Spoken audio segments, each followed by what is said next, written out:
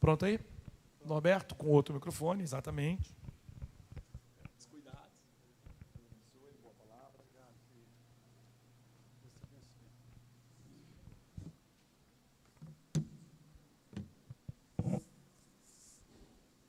Boa noite, irmãos.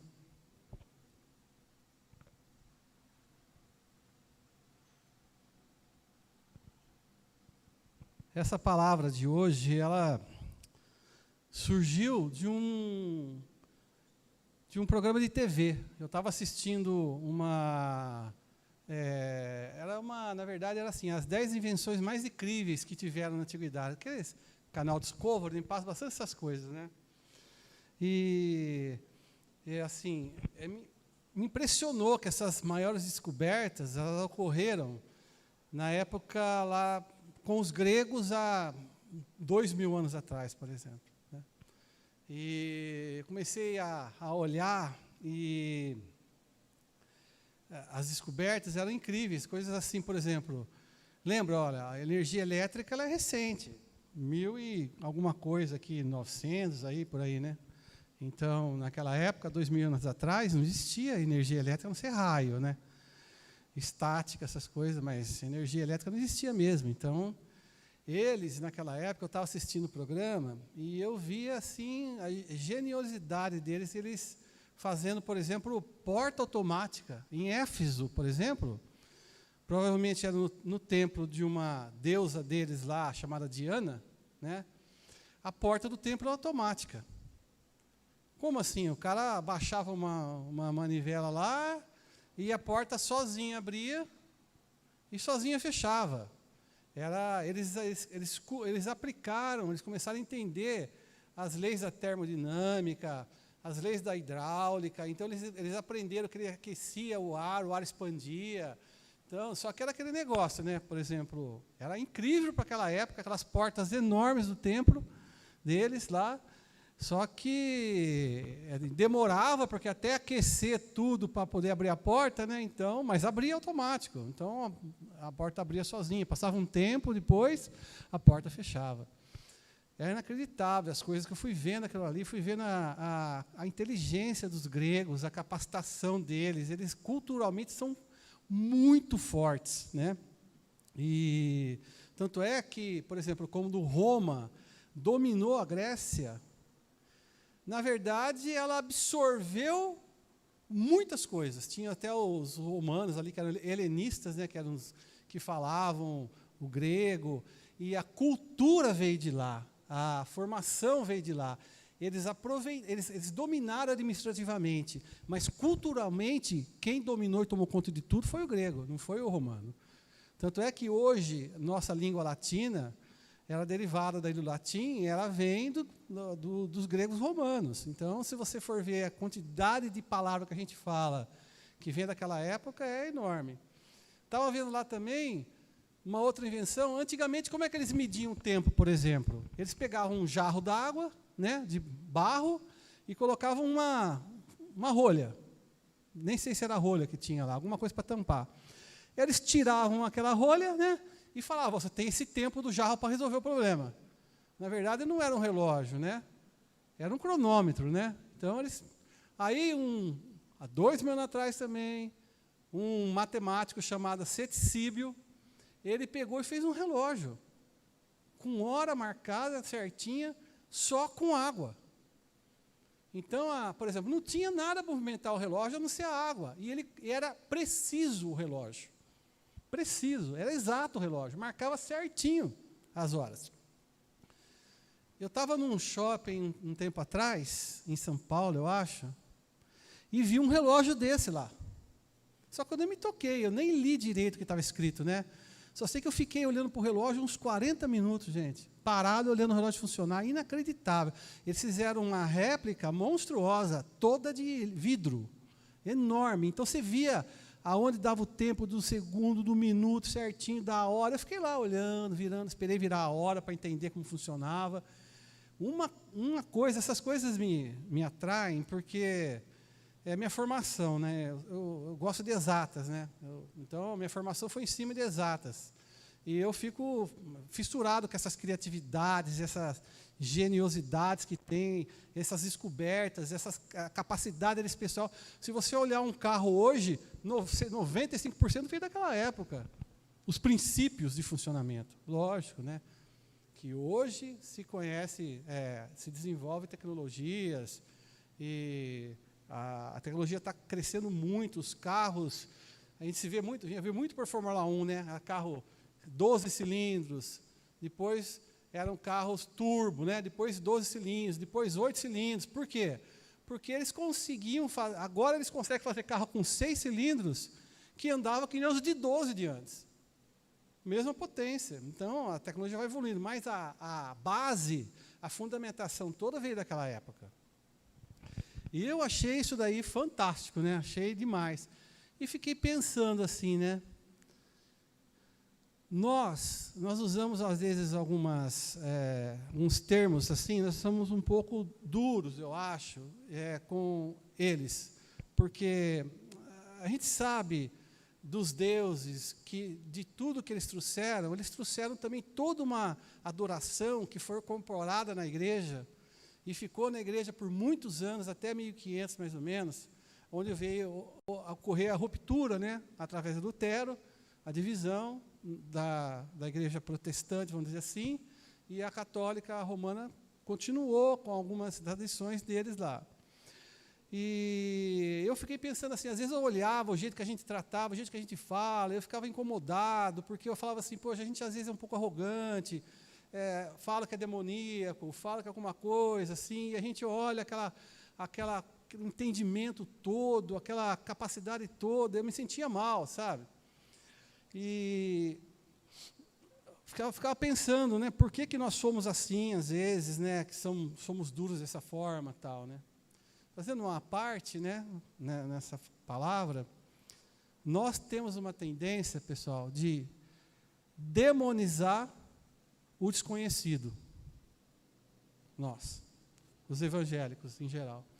Aquilo que a gente não conhece, a gente demoniza. Fala, aquilo ali é do demônio, a gente não pode chegar perto.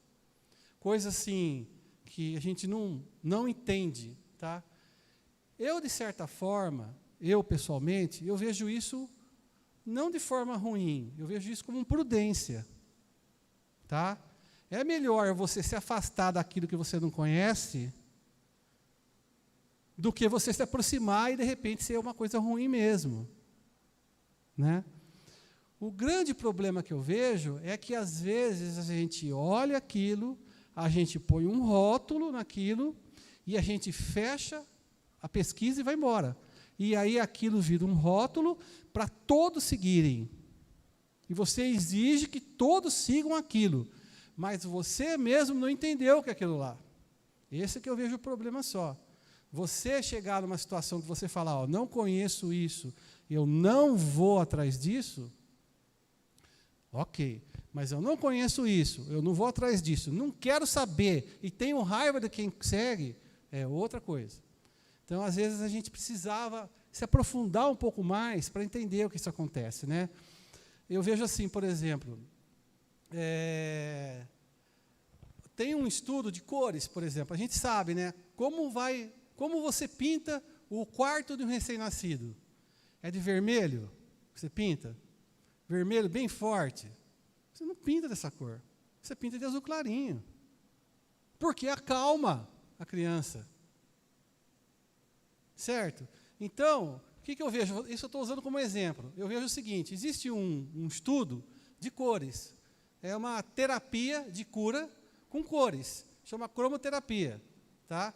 Por exemplo, a pessoa está um pouco deprimida, está para baixo, aplica-se uma luz vermelha, o corpo reage, tal. Funciona para muitas pessoas.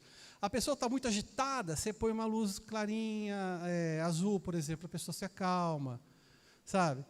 Só que isso foi pego por alguém lá atrás, de uma seita que é a gnose, por exemplo, aquelas seitas antigas, Rosa Cruz, gnose e tal, etc., consagrou isso aos deuses dele, certo? E hoje, aquele que falou assim, ó, haja luz, o Criador da luz, você não pode fazer uso disso. Porque alguém lá no passado falou assim, ó, eu vou roubar a luz para mim e vou consagrar os meus deuses. Opa! Você pode fazer o que você quiser, querido. O que é de Deus é de Deus. Então, às vezes, eu percebo que a gente dá para Satanás o que Deus deu para nós. Lógico, irmãos, lógico, que você não vai num templo, não sei do que aí, de gnose, desses negócios de esoterismo, tomar luz. Não estou falando isso. Mas eu estou falando que você, como cristão, quiser aprender um pouco sobre isso, você pode, não vai ter problema. Porque você está fazendo uso da cor, que é o que Deus criou. Certo? Por exemplo, o rádio do nosso olho é maravilhoso. Nós somos sensíveis a isso. Por exemplo, o rádio do carro, você não vira lá o botão de sintonia para pegar faixas de frequência diferente e aí escutar estações de rádio diferente? As cores também são frequências, só que nossos olhos enxergam. Nós não precisamos, por exemplo, para escutar nós precisamos do rádio, que a gente não enxerga essa faixa de frequência. Mas a cor, essa faixa de frequência, nossos olhos veem. Então, nosso olho consegue ver o vermelho, consegue ver o verde, consegue ver o amarelo. É maravilhoso, Deus criou a gente de forma maravilhosa. Então, outra coisa, por exemplo, nosso corpo, Deus criou perfeitamente. E aí, tudo tem uma coisa, a parte dos nervos, uma coisa está conectada à outra de uma forma que, de repente, você, por estudos, você sabe que se você fizer um tipo de massagem ou um tipo de pressão em algum determinado ponto, você vai resolver um problema de dor de cabeça, um problema que está resolvendo um lá. O que aconteceu? Quem criou o seu corpo, querido? Não foi Deus que fez essa maravilha que nós somos?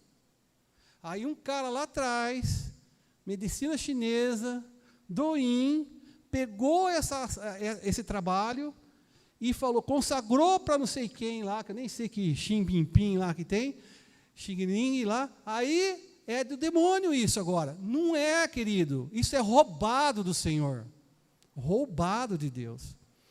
Então, o que a gente precisa um pouco, eu acredito? Que a gente precisa se aprofundar um pouco mais nas coisas, entender aquilo que você, mais uma vez, você não conhece? Ok, beleza, não conheço, não vou. Mas se você for estudar e determinar realmente que não vale a pena, não vai. Mas você pode descobrir que é do Senhor também. Mais uma vez, eu estou falando, você não vai no centro terapêutico, não sei o que, de Douyin, não sei da quanto, tomar raio e aperto. Não, você não vai ser consagrado para isso. Mas pode ter médico, realmente, que é cristão, que usa essa técnica, que é a exploração do seu corpo, no meu corpo. Né? Então, a gente tem que entender. Para entender essa questão do grego, que eu falei que eu tinha admiração por eles, tal, e às vezes eu achava ruim a forma que a gente falava, eu fiquei pensando, o que Deus quer realmente de nós? Aí eu fiz uma coisa que a gente deveria fazer sempre. Eu fui na Bíblia procurar os homens habilidosos, aqueles que faziam as coisas, que construíam. E aí eu lembrei que eu conversei com umas pessoas no passado, uma delas que eu conversei foi o pastor Nelson, e em Gênesis 4, 6, 16, ele começa falando, eu vou abrir aqui para vocês não precisam abrir, eu vou ler aqui. Gênesis 4, 16. Caim tinha acabado de ser retirado de frente ao Senhor. Ele já tinha matado Abel, aí Deus falou que ele ia sofrer daquela forma, amaldiçoou, aí ele falou assim, vão me matar, ele falou, não vai não, eu vou colocar um selo, ninguém vai te matar, você vai ter que passar pelo que você fez. É muito fácil o cara cometer um crime e se matar, né? Você tem que trancafiar o cara para o cara também sofrer sobre aquilo lá e recuperar, né? Mas aí, olha só, que interessante que essa parte, ó. Eu vou ler para vocês. Retirou-se Caim da presença do Senhor e habitou na terra de Nod, ao oriente do Éden. E coabitou Caim com a sua mulher, ela concebeu e deu à luz a Enoque, o filho dele, né? E Caim construiu uma cidade Olha só como que é a descrição da descendência de Caim. Ele construiu uma cidade e colocou o nome daquela cidade, o nome do filho dele, Enoque. Né? Aí, Enoque nasceu Irade. Irade gerou a Meujael, Meujael a Metusael, e Metusael a Lameque. Lameque, aí começou a poligamia. Foi aqui, ó. Tá? Lameque tomou para si 2 esposas. Foi aqui que começou. O nome de uma era Ada, a outra se chamava Zilá. Ada deu à luz a Jabal, este foi pai do que habitam em tendas e possuem gado. Ó, você viu construtores, você viu tendas, você viu gado, pecuaristas, certo? E o nome de seu irmão era Jubal. Este foi pai de todos que tocavam harpa, tocavam flauta, os músicos. Certo? Aí vamos lá. Zilá, por sua vez, deu à luz a Tubal-Caim, artífice de todo instrumento cortante de bronze e de ferro, forjadores. Olha só as habilidades deles. Né? E a irmã de Tubal-Caim foi Naamá. Se você for vendo, então, quando você está lendo isso, você vê que a descendência de Caim tinha pecuarista, era pai dos pecuaristas, era o mestre. Você vê que tinha músicos, pai dos tocadores de flauta lá tal. Músico, pai, era referência. Você vê que tinha forjadores de bronze e de ferro, referência. Você vê que tinha construtores, referência, pai, referência. Então você vê na descendência de Caim tudo isso daí, né? Aí você vai para frente um pouquinho, você vê a descendência da parte de Adão, mas para Sete. Lembra? Adão teve Caim, teve Abel, Caim matou Abel, depois de um tempo, eles tiveram Sete, o filho deles. E dali procedeu o caminho até Noé, certo? Ou seja, toda a descendência de Caim morreu ali, acabou. E foi Sete que seguiu. Sete chegou em Noé, aí Noé teve 3 filhos. Cã, que foi amaldiçoado, aquela questão da bebida, que viu o pai nu, etc., né? E foi para a África ali, né? Sem, que são os semitas, que foram para o Oriente, que inclusive os israelenses são de lá, e Jafé, ele foi para a Europa. Se você for fazer um estudo da genealogia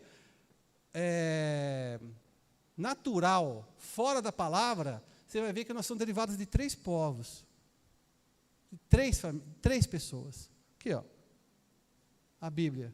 Aí simplesmente aqueles que são evolucionistas fazem assim, né? Eu não estou vendo o que você falou para mim. Mas ali você vê que são 3. Os jafeitas, eles pegaram a Europa. Então, todo mundo que veio da Europa, foi colonizado aqui no Brasil, vamos dizer assim, nós aqui, por sermos colonizados pelos europeus, nós somos, teoricamente, descendentes de Jafé, somos jafeitas. Tá? Então, irmãos,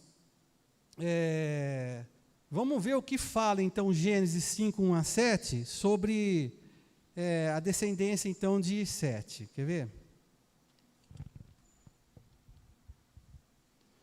Gênesis 5:1. Esse é o livro da genealogia de Adão. Ó, Adão. No dia em que Deus criou o homem à semelhança, Deus o fez. O homem e o céu criou e os abençoou. E lhes chamou de Adão. Chamou os 2 de Adão, tá? Viveu Adão 130 anos e gerou um filho à sua semelhança, conforme a sua imagem, ele chamou Sete. Opa! E cadê o Caim e o Abel? Você viu aqui? Aqui trata-se de uma coisa mais espiritual. Certo? Então ele está falando de uma linhagem espiritual. Ele não está falando assim, gerou Caim, gerou Abel, depois Caim matou Abel, depois gerou Sete. Você viu que ele vem direto. Ó, Adão no dia, viveu Adão 130 anos e gerou filho à sua semelhança, conforme a sua imagem, chamado Sete. Depois que gerou Sete, viveu Adão 800 anos e teve filhos e filhas. Os dias de vida de Adão foram 930 anos e morreu. Sete viveu 105 anos e gerou Enos. Depois que gerou Enos, viveu 707 anos e gerou filhos e filhas. Se eu for lendo para você, um gerou não sei quem e filho e filha. Um gerou não sei quem e filho e filha. E como é que era Caim? Caim gerou não sei quem, que era artesão, que gerou não sei quem, que era especial arma cortante, que gerou não sei quem, que tocava instrumento musical. E o que você vê na geração aqui que é espiritual de Sete? Gerou filhos e filhas. Daí eu falei, o senhor tem razão, pai. Aí sim, entendi. Gente, Deus quer da gente que nós geremos filhos e filhas. Só isso. Mas e toda aquela magia, aquela inteligência, aquela capacitação? Tudo bem. O homem é assim. Parabéns. Mas o coração nosso tem que estar aqui, ó. Gerar filho e filha. É isso que o Senhor está falando aqui, ó. Depois, em casa, você lê Gênesis 5:1, você vai ver. Gerou um filho e filha, gerou filho e filho, filho e filho. Não tinha ninguém aqui, ali, ó, nessa história aqui, de Sete, que é a linhagem mesmo, verdadeira, que é a que nós seguimos de Deus, falando assim, e era produtor, e era não sei o que, pintor, e era não sei o que, e era motorista, piloto de avião. Não tinha ninguém, irmão. Não tinha. Você não vai ver aqui. Filhos e filhas. Então, eu cheguei à conclusão, eu entendi, então, aquela questão dos gregos lá. É para admirar? É, mas é para você admirar muito mais quem faz filho e filha. É para a gente seguir nesse caminho, entendeu? Então, acho que é muito importante, tinha pessoas hábeis, capazes, criativos, poderosos, mas nisso, nada disso tem valor à geração de filhos e filhas. Então, eu trouxe aqui nessa palavra de hoje umas quatro posições na Bíblia do que Deus realmente quer da gente. A primeira que eu quero que você entenda é essa, geração de filhos e filhas. A segunda que eu quero falar para vocês está em Hebreus 11:6. Fala assim, ó, de fato, sem fé é impossível agradar a Deus, porquanto é necessário que aquele que se aproxima de Deus creia que Ele existe e se torna galardoador dos que o buscam. Irmãos, você quer agradar a Deus? Anda no invisível. Deus requer isso da gente. Nós temos que crer que Ele existe. E crer em Deus e andar em fé. Andar em fé não é andar sabendo o que está na sua frente. É andar sem saber o que está na sua frente. Eu tenho que andar no invisível. Você chega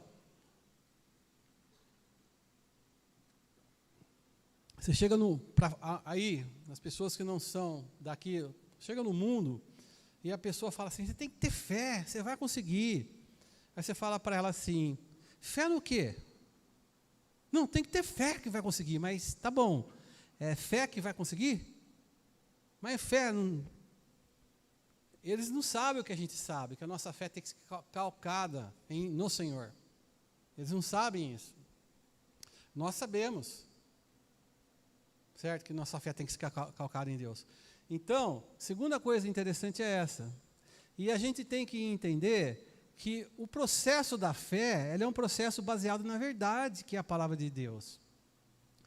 Então, existe uma receitinha para você seguir, para você conseguir as coisas em fé.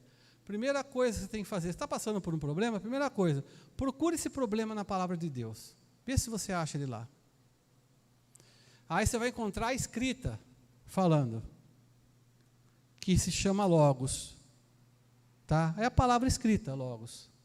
Tá? Você tem que ler e entender até você receber uma revelação, até criar um laço de intimidade com Cristo e entender no seu coração verdadeiramente que você é merecedor daquela promessa de Deus na sua vida. Você tem que crer em seu coração. Então, para você realizar, andar em fé, primeira coisa, procura a referência. Depois, lê aquilo, até que aquilo vire no seu coração uma palavra revelada, uma palavra rema. Até que aquilo vire uma intimidade. Até que aquilo você perceba que é para você. Certo? Terceiro passo. fala ao morro, vai. Ou seja, declara a palavra de Deus. Declara com certeza, firme. Jesus viu a figueira toda verde, chegou lá, na figueira, olhou, não tinha fruto. Daí ele falou assim, Pai, olha, eu não quero te incomodar, mas se puder, se for da sua vontade, se o Senhor quiser, em misericórdia, porque eu sou um pecador, eu sou um pobre coitado. Pai, foi assim que Cristo orou? Não foi assim que Cristo orou. Cristo passou e falou assim, ó, não sai mais de tu fruto nenhum. Eu estou falando isso. Certeza, se você tem certeza, declara a palavra de Deus. Não fica, ai, Pai, eu não sou. Você não entendeu ainda, então. A gente precisa entender isso e declarar a palavra firme. Uma vez que você achou a sua passagem na Bíblia, que você transformou aquilo num relacionamento íntimo, que você declarou, você vai entrar num processo agora que é o processo mais complicado que tem. Até agora foi fácil. É a espera. Vou dar um exemplo para vocês. Se entrar uma pessoa por hoje aqui e falar assim, eu quero ser batizada. Por quê? Porque eu quero aceitar Cristo na minha vida e eu quero ser um pastor também. Tá bom, vamos batizar você. Beleza. Quando ele vai virar pastor? Ora, ó. Abnegação, trabalho, você colocar o coração no que você faz, servir, até chegar lá você vai ter que mudar muito, vai ter que comer muito feijão, entendeu? Então, é disso que eu falo. Você vai receber a bênção quando você estiver apto para receber a bênção. Às vezes demora aquilo, porque Deus está trabalhando em alguma área na sua vida. Ele está trabalhando comigo. Nessa hora, que é a fase mais difícil que eu acho, nós temos que ter uma coisa chamada de visão de fé e confiança. Nós temos que enxergar aonde nós vamos chegar, vivendo nessa realidade e confiar que vai acontecer. Olha, Pedro no barco, Jesus vindo, é assombração, é o fantasma, eu não sei o quê. Imagina só, né? Os discípulos, né? Assombração, fantasma, muito bom, né? Aí Pedro vê e fala, eu quero ir aí andando. Aí Jesus fala, vem. O que o Pedro fez? Olhando nos olhos de Cristo, saiu do barco, começou a andar. Em cima da água também. Quando é que Pedro começou a afundar? Quando ele começou a ver onde ele estava. Ele falou, onde eu estou? Impossível. Isso que eu falo, por isso que essa fase é difícil. Essa fase, Satanás rouba a nossa bênção. Então nós temos que manter os olhos em Cristo. Nossos olhos têm que estar focados no Senhor. Se você olhar a circunstância, o que você está passando no momento, você afunda. Eu tenho que estar olhando, porque se eu olhar o vento bater, a onda, a água, eu vou afundar. Então, visão de fé e confiança. Depois que você venceu isso, você deixou o Senhor tratar a sua vida, você deixou Deus consertar as coisas que você precisava, e você receber a bênção, você agradece a Deus por causa daquilo. Então, irmãos, eu quero passar então para vocês isso também. Fé. Fé genuína, fé verdadeira. Não é, tenha fé que vai acontecer. Terceira coisa que eu quero falar para vocês, que é um terceiro ponto, é o seguinte. Em Hebreus 10, 25 fala assim, ó, não deixemos de congregar-nos, como é costume de alguns, antes façamos admoestações, e tanto mais quanto vedes que o dia se aproxima. Bom, para mim, não deixar de congregar. Um terceiro ponto espetacular. Por quê? Irmãos, conviver é difícil. Muito difícil. E quanto mais se aproxima da pessoa, mais você conhece a pessoa. Você não me conhece, você olha aqui, você fala assim, olha lá, o gordinho está pregando lá, tal, não sei o quê, beleza, show, mas você não me conhece. Anda comigo, você vê que coisinha simpática que eu sou. Você vai começar a ver minhas falhas, meus defeitos. E é nisso que há crescimento. Porque você tem que ir para a cruz, constantemente. Você tem que ver coisa errada e se calar. Você tem que ver coisa errada e não falar mal. Você vai ser afrontado, você vai ter que absorver. Você vai ser afrontado injustamente, você vai ter que absorver o impacto. É convivência. Só andando junto, esfregando no outro, que nós vamos crescer. Vira e mexe, você liga para alguém, a pessoa não entende direito o que você falou, pronto. Ou você fala alguma coisa, a pessoa, né, não entende. Na verdade, a gente tem aquele costume, né?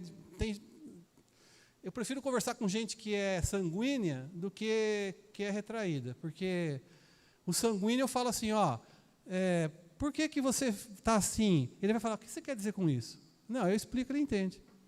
O retraído, porque eu falo para ele, ele vai pensar, o que será que ele quis dizer? E vai embora, com a cabeça assim, 2.000 por hora. Criando um monstro, né, na cabeça. Mas é convivência. Você vai aprender que não adianta você ser brutão, querer ganhar as coisas no grito, né? Você vai ter que ver a coisa errada às vezes e avisar e ficar quieto. Depois não falar, eu disse, né? Eu falei, né? Então, o conselho que eu dou para vocês, né? Porque você vai aprendendo, vai evoluindo na convivência. E você vai ficando esperto, que nem fala lá, macaco velho não põe a mão em cumbuca, né? Sabe por quê, irmãos? Porque, como pega macaco assim, você põe uma cumbuca e põe uma maçã dentro. O que o macaco faz? O macaco fia a mão assim, justinha para pegar a maçã, aí ele pega a maçã trava ele na cumbuca. Ele não solta, ele não consegue associar, soltar a maçã com tirar a mão. Pronto, está preso o macaco.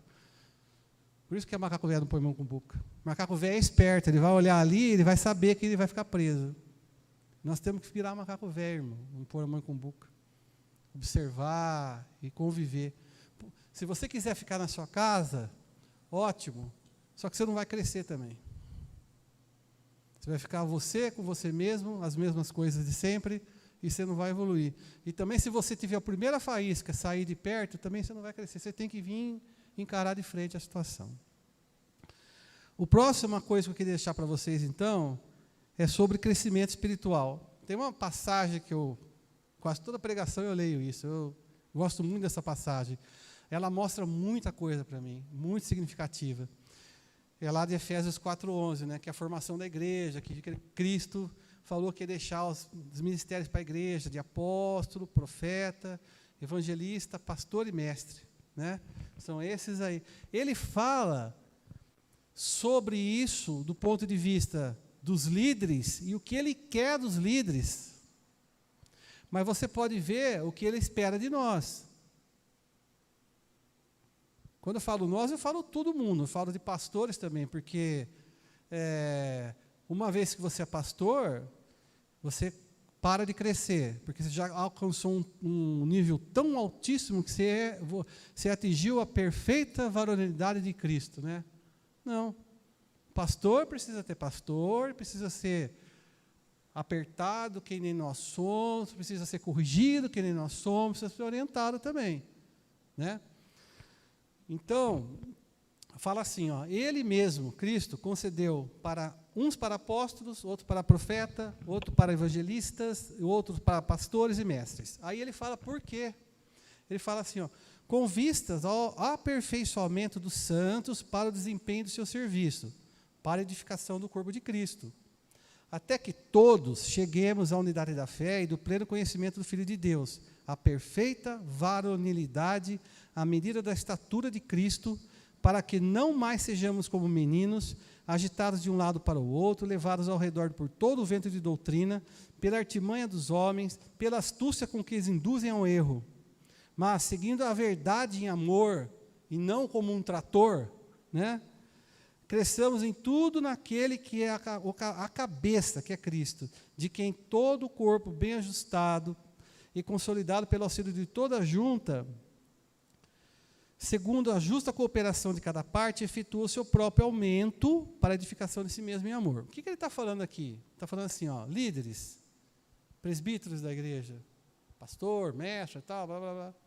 Eu vou te dar uma coisa que é minha, não é sua, é minha, entendeu? Não é sua, é minha, que é a noiva. Eu vou te dar para que você pegue e prepare essa noiva. Sabe quem que é a noiva de Cristo? A igreja preparada. A igreja destrambelhada, cada um fazendo heresias e seguindo deuses aí que não se conhecem, não é a noiva. E a responsabilidade do pastor é imensa, porque Deus está pegando ele, dando para ele uma coisa que é dele, falando assim, ó, cuida para mim. Por isso que, assim, quando uma referência aqui, né, o Amir sempre fala de placa da igreja, que ele é totalmente contra. É isso que ele quer dizer, irmãos. Que a igreja é do Cristo, é um só. Não é a igreja do pastor tal, a igreja do pastor tal, a igreja do pastor tal, a igreja do pastor tal. Nós somos um corpo. Lógico que existe organismo, lógico que existe a igreja local, mas a gente tem que entender a coisa espiritualmente, entendeu? E o que a gente vê aqui, irmãos? Primeiro ele fala assim, ó, você vai aperfeiçoar os meus santos, que somos nós, tá? Fala para os líderes, né? Para o desempenho do serviço. Se você for ver o serviço aqui, é diaconia. Ou seja, se você é líder e não serve, questiona a sua liderança. Entendeu? E porque isso daqui não é nem para líder, é para todo mundo. Cadê o seu serviço, a sua parte na igreja? Cadê você contribuindo? Que se espera? Então, o pastor tem que pegar a pessoa, encaixar ela na posição dela, né? Para que se edifique o corpo de Cristo. Até que todo mundo chegue ao pleno conhecimento do Filho de Deus. Como é que você chega ao pleno conhecimento de Deus? Olha, você vê lá em Jeremias 31:33, fala assim, que Deus vai imprimir na cabeça e no coração a palavra dele. Irmãos, a palavra tem que ser impressa na nossa cabeça e no nosso coração. O que quer dizer isso? Você tem que saber a palavra na cabeça. Como? Estudando, lendo, fazendo curso, aprendendo, lendo livro, lendo a Bíblia, reunindo com a liderança, pedindo uma opinião sobre uma passagem, se informa, tal. Mas você tem que ter ela aqui também, ó. Aqui é o que você é, de verdade. Aqui é o que você pode armazenar, mas aqui é o que você é de verdade. Então, Deus não quer simplesmente que você conheça, Ele quer que você conheça e seja. Certo? Então, a perfeito conhecimento do Filho de Deus, a perfeita varonilidade, a perfeita estatura da plenitude de Cristo. Esse é o objetivo. Que nós, cada um de nós, cheguemos à estatura de Cristo. Difícil ver essas coisas, né? Para que não mais sejamos como meninos, agitados de um lado para o outro, levados ao redor por todo o vento de doutrina, pela artimanha dos homens, pela astúcia com que induzem erro. É daí que surgem seitas e heresias, irmãos. É disso. A pessoa vem, ela olha, ela fala assim, ó, vermelho não pode. Por quê? Vermelho é sangue é Cristo, sangue é vida, vermelho não pode vermelho, acabou. Daqui para frente, cria um estatuto na igreja falando que vermelho não pode.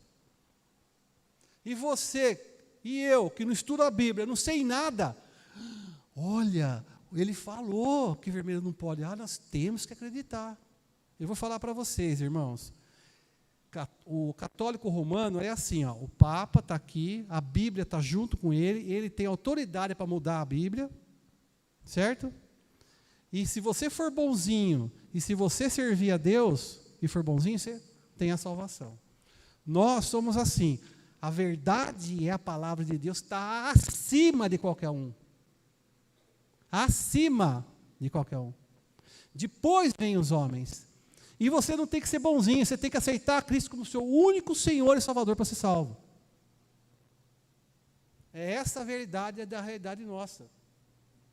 E conhecimento é tudo, irmão. É uma coisa que a gente sempre conversa em casa, conversa na rua, é sobre, por exemplo, como será o arrebatamento da igreja. Tem um que fala assim, a igreja vai ser arrebatada antes da tribulação. Aí o outro fala assim, não, vai passar os primeiros 3 anos e meio, daí, antes da grande tribulação, que são os últimos 3 anos e meio, Cristo leva a igreja. E tem um outro que fala assim, eu já acho que todo mundo vai passar pela tribulação e Cristo vem resgatar a igreja no final. Vai glorificar os corpos e tudo mais. Daí você pergunta para a pessoa, por quê? Espera a resposta. Vai ser assim, porque você acha que Cristo vai deixar a igreja passar pela tribulação? Você acha? Isso é resposta? Desde quando o que eu acho é verdade? Entendeu? É por isso que eu falo, conhecimento, irmão. Aí chega um fulano de tal, que você não conhece, não sei de onde veio, e fala assim, é desse jeito. Aí você olha aquilo, olha que faz sentido, você não pegou um versículo para ler, para ver se o cara falou a verdade. Um sequer. Daí o cara fala assim, não, olha, na Bíblia, fala assim, lá em Apocalipse 4, 5, quando Cristo aparece nos céus, né? Fala assim, e um mar de vidro estava junto na sala do trono. Beleza. O que é mar na Bíblia? Mar é nações. E o que é isso então? É pureza, tal, clareza, tal. E esse mar de vidro é a igreja resgatada de Cristo. Da onde você tirou isso, irmão? Da onde você tirou isso? É difícil. Aí eu posso falar para ele e falar assim, na verdade esse mar de vidro é Cristo que levou o Sheol lá, o pessoal que estava no seio de Abraão com ele, para cima, e os que morreram de lá para cá. Porque ninguém vai mais para o Hades agora. Só vai para o Hades quem for para o final no grande trono branco ser julgado para condenação. Hoje você sobe direto para Cristo quando você morre e está com ele. Esse é o mar de vidro. Aí começa a discussão, entendeu? Então, o que eu quero passar para você é o seguinte, a gente tem que deixar de ser manipulado. Né? E começar a tentar entender um pouco o que está acontecendo. Depois ele continua falando assim, então a gente tem que deixar de ser levado pelo que o homem fala. Nós temos que conferir o que é falado. Mas, seguindo a verdade em amor, porque não adianta nada você saber a verdade e você pegar uma pessoa para conversar com ela e falar e provar para ela por A mais B que você é certo, destruir a pessoa e sair de lá e falou assim, eu mostrei para ele que eu estou certo. Parabéns, você mostrou que estava certo para ele e ele foi embora, nunca mais voltou. Nem para Cristo mais. Não adianta nada, a verdade é em amor. Amor. Cresçamos em tudo naquele que é a cabeça, Cristo. Cresçamos nele, tá? Nele. Gente, nós que estamos formando discípulos por aí, nós temos que entender que nós temos que formar discípulos de Cristo. Eu não tenho que formar discípulo do Beto.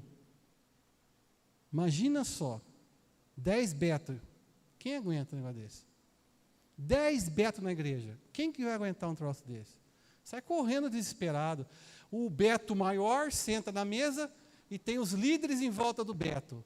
Aí o Beto vira para o Beto, é 32. É 32, Beto.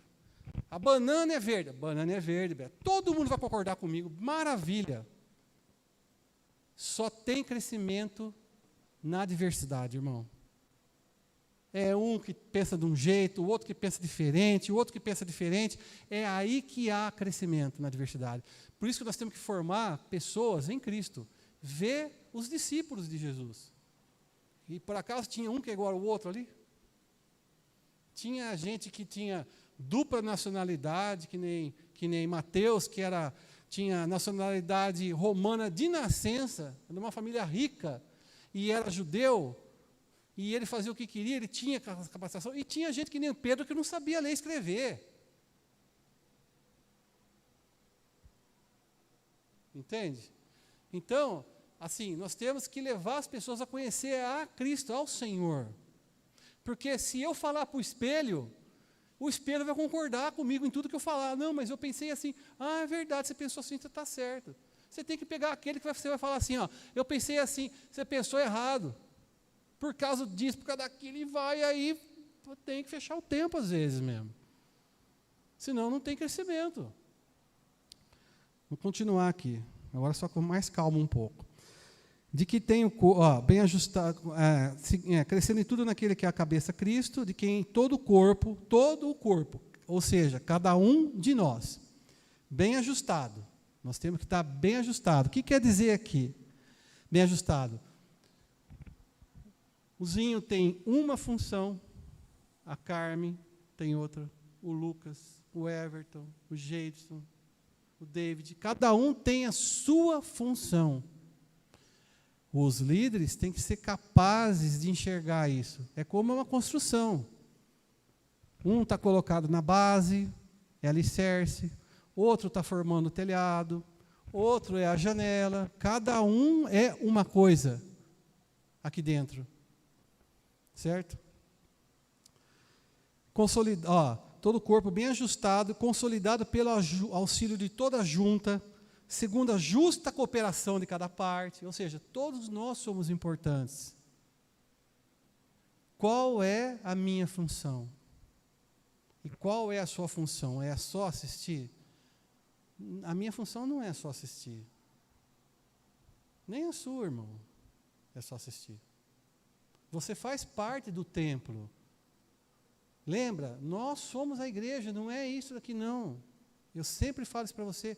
Muro, parede é inerte. Se passar um trator aqui amanhã, acaba.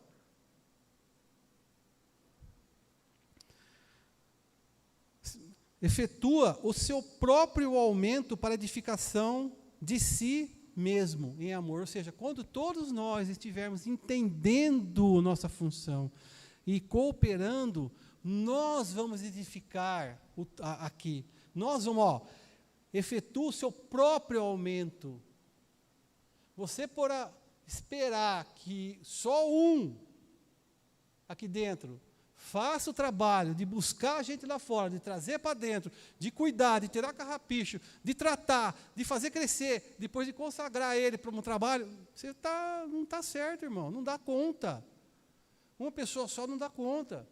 Nós precisamos estar juntos, nós todos, cada um ajustado, bem colocado na posição correta, ajudando aqui dentro. E vou te falar uma coisa, quanto maior o nível seu, mais cobrança, mais peso espiritual, mais dificuldades.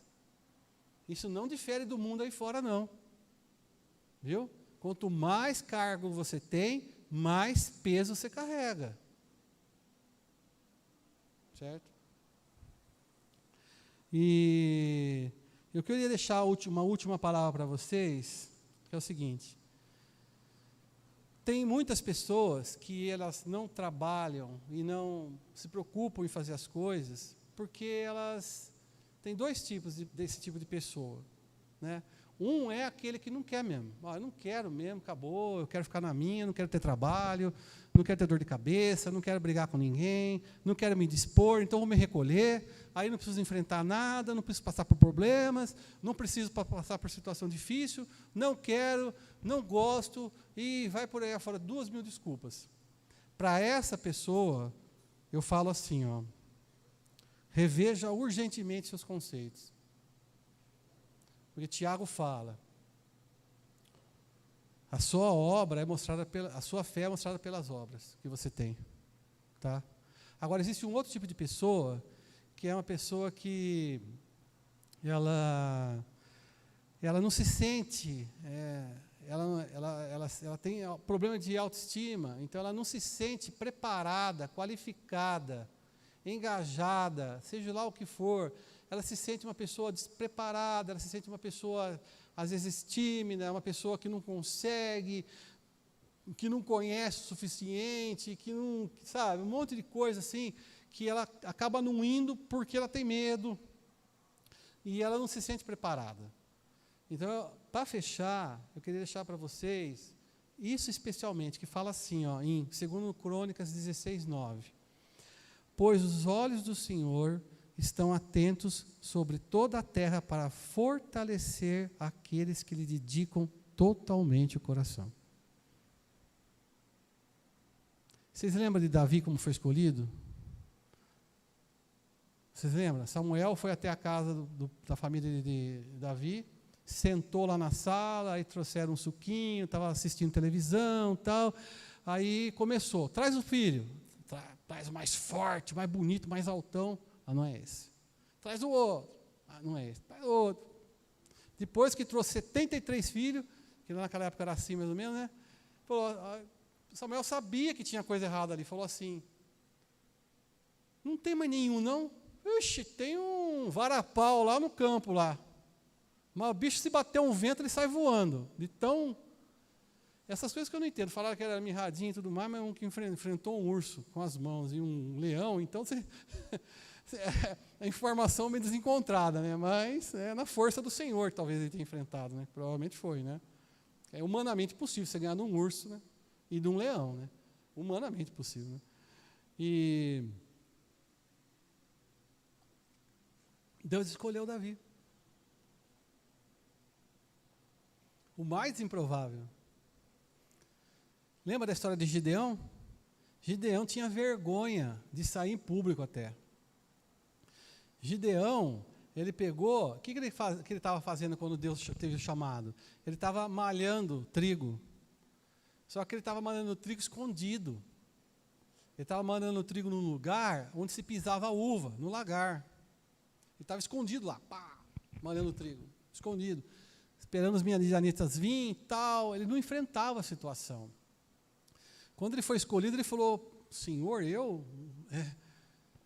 da menor família, o menor, eu sou uma pulga praticamente. E ele escolheu. Aí, ele tinha que enfrentar um exército de 135 mil dos midianitas. O que Deus fez?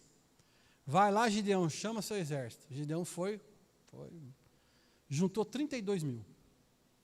Aí ele falou assim, bom, 32 mil, vou ter que enfrentar 135 mil, beleza, dá 4-1, vai dar.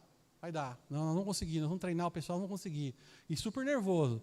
Aí Deus chamou Gideão e falou assim, Gideão, você não está entendendo.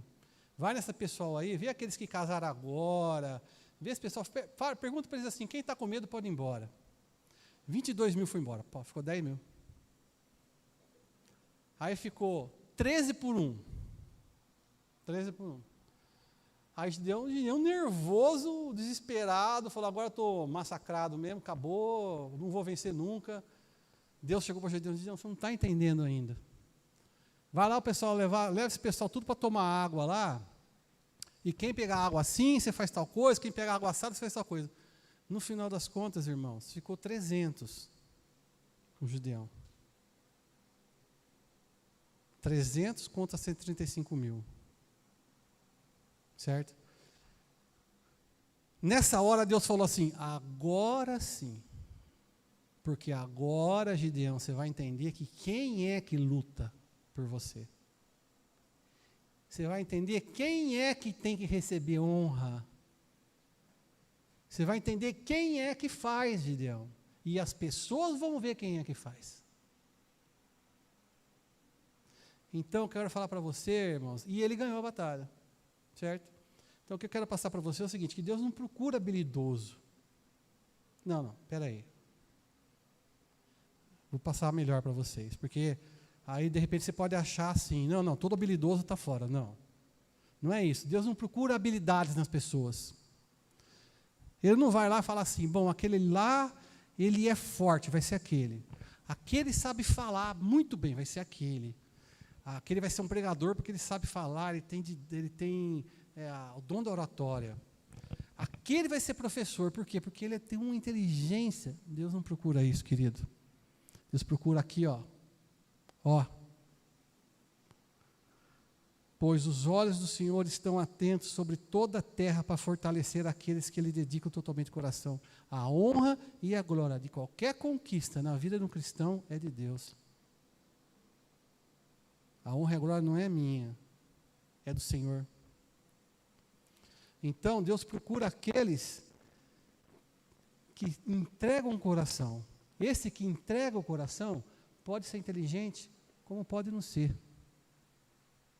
Esse que entrega o coração pode ser um matemático, que tem PhD, estudou em Harvard, sei lá, nem sei se tem matemática em Harvard, estudou lá, ou pode não saber ler e escrever, que nem Pedro. Pode não saber ler e escrever. Não, vou chamar um cara que tenha a oratória, que sabe. Ele pode chamar um gago. E o cara, quando subir aqui, não vai gaguejar. Então, irmãos, eu vou falar para você, se você quer, aceita que Deus vai te fortalecer, é Ele que vai fazer a obra na sua vida. Então, resumindo para você, geração de filhos, fé, não deixar de congregar, e aí tem a parte do crescimento espiritual, que é toda aquela parte que eu falei para vocês lá de Efésios. O que nós temos que fazer? Ler a palavra, entender, colocar em prática, conviver, entender que você tem um serviço, uma posição, uma área para buscar. Pergunta para a liderança, como eu posso ajudar? Nós precisamos de ajuda. Precisamos mesmo, irmão, entendeu? Então, é isso, queridos. Espero que vocês tenham entendido o que eu queria passar. Isso me ajudou bastante também e fez eu entender o que Deus quer realmente de nós, tá?